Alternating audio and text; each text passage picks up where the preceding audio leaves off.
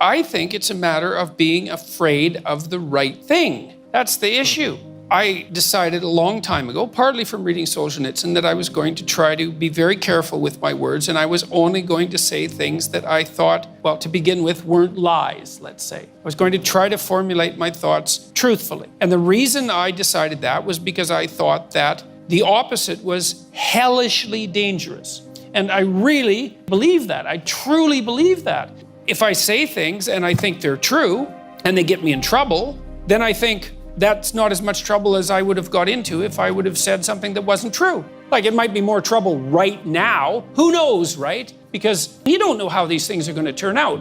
I had this interview, most of you know about it, with Kathy Newman from Channel 4, right? And that was a pretty strange experience. So what you're saying is it was a great interview. Yeah, exactly. And, you know, she was pretty professional when we went to the studio, like someone like that is professional, kind of hard surface and glossy and media presentable, you know, the TV turns you into that. And she was perfectly polite in a professional way until the camera went on, and then she went after me. And then the whole interview went the way it went, and I had like 20 interviews that day. And so I walked away from that and I thought, oh God, they're gonna take 7 minutes of that and, you know, broadcast it and make me look like a complete monster, and that'll be the end of that. And that is exactly what they did, except they also posted the entire thing on YouTube, not knowing at all that it was a train wreck. They had no idea. It wasn't like they thought, oh, well, this is a train wreck, we better put it on YouTube. It wasn't that at all. They thought it was a perfectly fine interview. So then it went on YouTube. And so my mood changed a lot. It was, first of all, this interview went catastrophically, and then it was, well, they're only going to use 7 minutes of it, and that's going to be a drag, but I'll probably get over it. And then they put it online, and then there was just an incredible reaction. And then 5, 10 newspapers came out to play the victim card for poor Kathy, which was now all the online trolls were after her. And I thought that really struck me. I thought, she's one of the most powerful people in the UK. One of the 1,000 most powerful, let's say, or the 500 most powerful. She's no bloody victim, and she's paid plenty well for what she does. And Jordan, by the way, don't forget that that night that this all happened, she did a video in her car reading the comments by the trolls, because at that moment she didn't realize she should play the victim card yet. Yeah. And so then her employees said, well, we had to call in the police to investigate. Because that's an unbelievably crooked thing to say. It's like anybody can call in the damn police to investigate anything. Well, what constitutes a credible threat? There are ways of assessing credible threats. You know, they have to be direct and detailed. That's how you assess suicidality, for example. If you tell me that you have a plan, you know when you're going to do it, you know where, you have a gun, you've thought it through, it's like, that's a credible threat.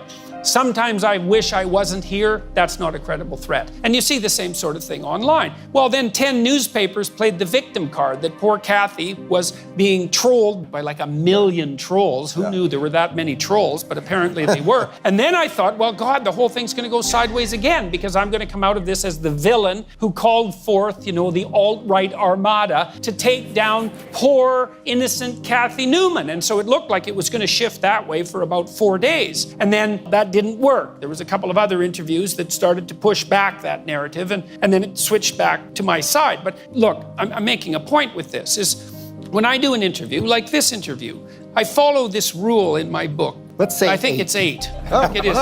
All right. We've been doing this for a while. Sorry, it's 7. Oh, do what is meaningful, not what is expedient. Okay, so I come to an event like this and I have an opportunity to say things, and I don't come in here and think, okay, here's a bunch of things I want to convince you of.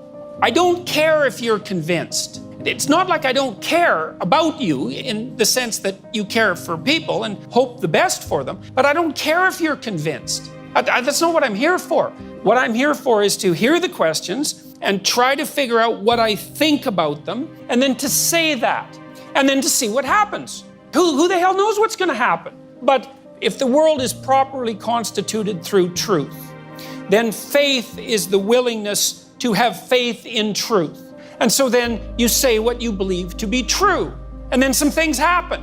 Sometimes they're not so good, which is why people often lie. You know, you tell the truth, you get in trouble for it. Every kid knows that. It's like, well, why'd you lie? Because I thought I'd get in trouble, obviously. It's like, well, that's not a good long-term strategy. You say what you believe to be the truth, and then you have the faith that no matter what happens, if you've said what you believe to be truth, whatever happens is the best thing that could have happened. And I believe that. I think that's how the world's constituted. And so it's not bravery, exactly. I would say it's more like faith. It's like, I'm going to say what I think. I'm going to try to do that as carefully as I possibly can. And I'm going to detach myself from the outcome. Because sometimes the outcome's terrible. I'm at McMaster University or Queen's and there's like a bloody mob of zombies pounding on the window. You know, it's a little slice of hell. You think, this doesn't seem to be a very good idea. But the tide turns 2 or 3 times in the next 3 weeks and something comes out of it. And if you're going to have faith in truth, it can't just be,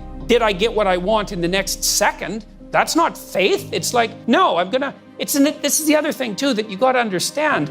Without truth, you don't have the adventure of your life. If you tell the truth, that means you're revealing your being. That's what you're doing when you're telling the truth. And when you reveal your being, then you're living in the world. You're there, you're present, right? That's being there, let's say. That's you. That's your destiny. That's your journey. That's your adventure. That's what's going to justify your life. The adventure. It's not going to be easy. And if you hide from your truth, well, then you hide from yourself. And then you're not even there. And then who the hell are you? What are you? The puppet. You're the puppet of some coward. You're the puppet of some dictator or some second-rate philosopher, some idiotic idea or a bully you were afraid of in grade 6. God only knows. But it's not you living your life. And then you lose your life. And you lose your soul too. That's what I'm afraid of. You know, journalists, well, they try to take me down. It's like, yeah, well, that's annoying, and it usually takes me 3 days to recover. But compared to not having my life and not saying what I have to say, that's nothing. It's minor inconvenience. If you can just withstand it, 2 weeks, you get mobbed. You guys might all need to know this. You're going to get mobbed on social media. Okay, so what do? Unless you did something wrong. Don't apologize.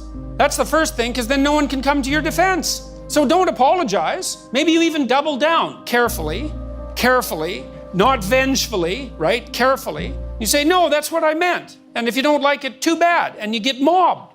Then you apologize, a different mob comes after you. That's not helpful and no one can defend you. If you can hold out for 2 weeks, you'll win.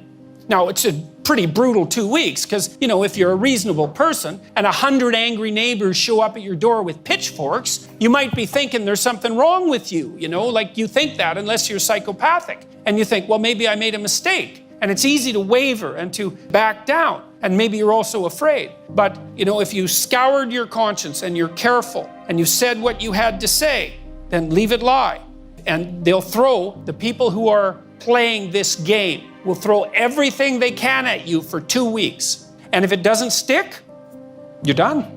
And then the next time they try it, it doesn't work as well as it did the first time. And by the 50th time they try it, like as far as I can tell, carefully, the people who have enmity for me are out of ammunition. They're done. I read hit pieces now and I think, oh, you just copied the hit piece from 2 months ago. It's like, I'm perfectly habituated to that. They're out of ammunition. And maybe someone creative could still come up with some more ammunition. Maybe that'll happen at the Q&A. But it's not bravery, man. It's faith in the redeeming power of truth, and that's different.